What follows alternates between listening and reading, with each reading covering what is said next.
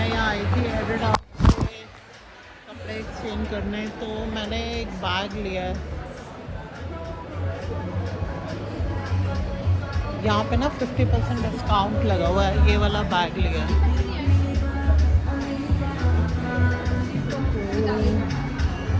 कुछ या तो ज़्यादा कुछ चेंज कराने आई थी मैं, तो पजामा वगैरह लिया है, टी शर्ट के साथ, है ना। और राखी तो मैं मनाती हूँ, हनुमान जी को राखी बांधने जाती हूँ। मैंने यहाँ के सारे रिश्ते छोड़ दिए हैं क्योंकि ये सब झूठे रिश्ते हैं। मैं किसी से राखी ना मैं बांधती हूँ ना मैं बंधवाती हूँ अपने बच्चों को, क्योंकि सब लोग अपने मतलब के लिए आते हैं, कोई किसी का नहीं है।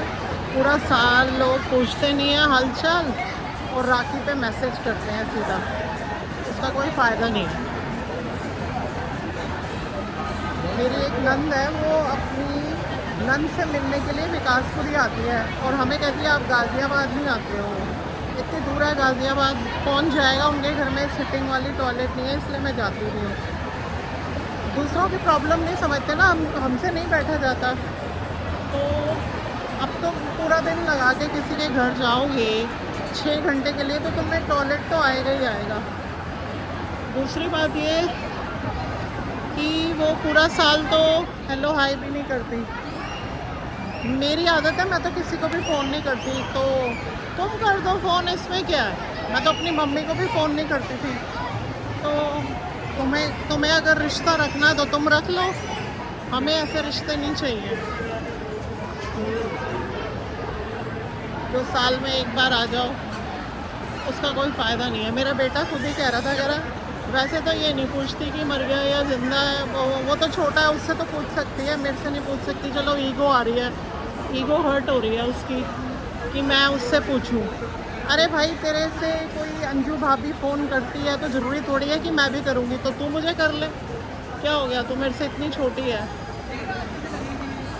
ज़रूरी नहीं है, सब एक जैसे नहीं होते। और ये कोई हार्ड एंड फास्ट रूल नहीं है कि तुम साल में एक बार आओगे बस उसका। और आती भी रात को है, वो पूरा दिन वेट करते रहो पागलों की तरह, रात को उसके बच्चे सो रहे होते हैं फिर आती है, उसका कोई फ़ायदा नहीं है। तो इसलिए मैं तो सिर्फ भगवान को राखी डालती हूँ। मेरा एक ही भाई है, वो भी ड्रामा कर रहा है ज़्यादा, दुबई में बैठा हुआ है, अपनी बीवी के चक्कर में बात नहीं करता। उसकी बीवी को मैंने थोड़ा बोल दिया था कि झूठ बोलती है, और वो भी ड्रामाबाजी कर रहा है, या उसके ऊपर जादू कर रखा है कोई, पता नहीं क्या। हमारी मम्मी बोल के गई थी कि उसको इलायचियाँ खिलाती थी हमारी भाभी, और मेरी मम्मी तो ट्रस्ट भी नहीं करती थी इन चीज़ों पे, फिर भी वो बोल रही थी। तो अब अपने कर्म है, सबके सब भोग रहे हैं, जो जैसा करेगा वैसा करेगा, हमें कोई फ़र्क नहीं पड़ता। ज़्यादा चालाकी है ना, ज़्यादा दिन चलती नहीं है, सच्चाई हमेशा विन करती है। तो इसलिए हम तो अपना मस्त रहते हैं। गिरा बच्चा, नीचे गिरा। चलो कोई बात नहीं, जो जैसे रह रहा है अच्छी बात है, हमें कोई फ़र्क नहीं पड़ता। एक वो हमारी मेरे हस्बैंड की मामी है, उन्होंने दूसरी शादी कर ली थी, तो वहाँ से फिर उसकी लड़की की शादी हुई, उन्होंने काफ़ी, उनको जायदाद मिल गई थी। मेरे ससुर जी ने उनको केस विन करके दिया था, तो इनको पूछती नहीं है, पहले इनके घर में रोज़ आ जाती थी, अब पूछती नहीं है। और फिर उसकी बेटी के भी नखरे हो गए। मेरी सास ने उसकी मैरिज के बाद उनको घर पे बुलाया था खाने पे, तो मेरे को नहीं इनवाइट किया। मेरी सास की भी गलती है ना, दोनों, मुझे भी इनवाइट करना चाहिए था, वो भी गेम खेल जाती है। तो वो कहती है जी मुझे, मेरे जवाई को खाने पे अलग से बुलाओ घर पे। मैं बाहर, दो जगह बाहर थोड़ी बुलाएंगे हम, एक ही जगह पे बुलाया तुझे, हेड ऑफिस में गई है, तू मुंह साड़ के बैठ गई, नहीं आती ना है, भाड़ में जाओ। इतनी तुम वीआईपी बन गई हो, कभी मकान बनाया है, 5-5 करोड़ के मकान खरीदे हैं, किसी को आज तक बुलाया नहीं अपने घर में। हम नहीं ऐसे रिश्ते रखते झूठे पोटे। तो इसलिए लोगों को समझ होनी चाहिए। उस टाइम मैं प्रॉब्लम में थी, मेरे हस्बैंड ने मुझे पैसे भेजने छोड़ दिए थे, तो मैं क्यों इनके रिश्ते निभाती रहूँ। इन्होंने कभी बोला है कि मेरी सास को कि तुम अन्नू के साथ ऐसा क्यों करते हो। ये तो मेरी फेवर नहीं करती हैं कोई भी, तो मैं इनके पीछे क्यों भागूँ। सब अपने अपने मतलब किए हैं, दुनिया भर के गिफ्ट ले लेके बैठी हुई हैं। इनको जब वहाँ बाहर अमेरिका का माल दिखता है तो ये भाग भाग के आ जाती हैं, उसके बाद ये लोग कभी नज़र भी नहीं आएंगी। ये हाल है यहाँ पे। आजकल तो वैसे भी भाई बहन के रिश्ते ऐसे ही मतलब के हो गए हैं, पैसे के ऊपर बिके हुए हैं।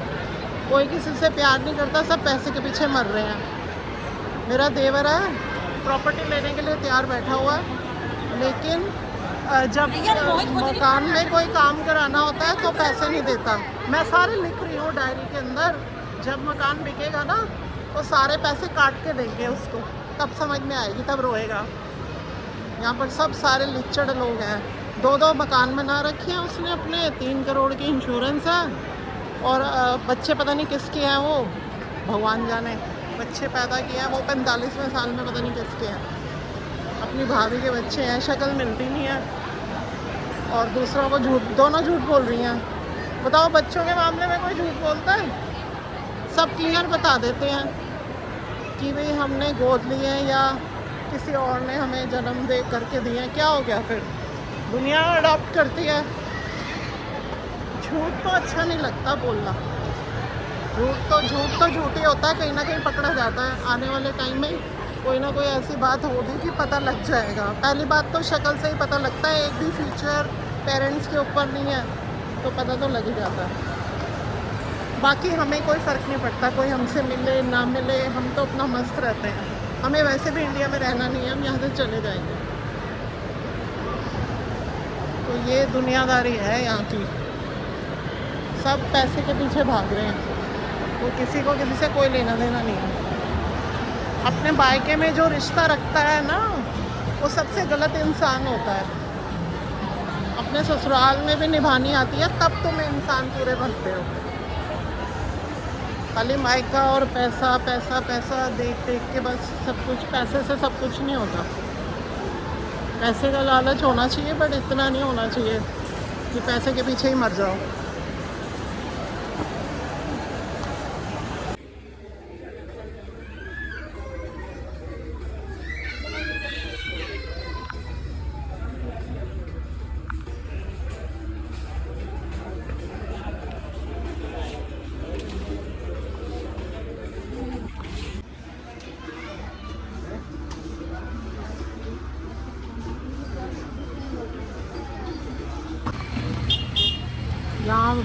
यहाँ मेला लगा हुआ है वेगास मॉल के सामने।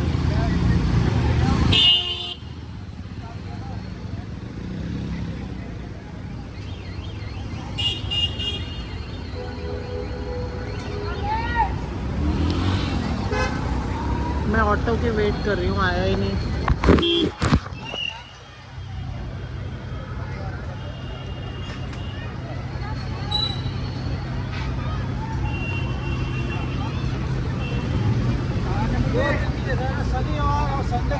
ये द्वारका सेक्टर 14 पे फिर भी थोड़ी फ्रेश एयर फील हो रही है यहाँ पर।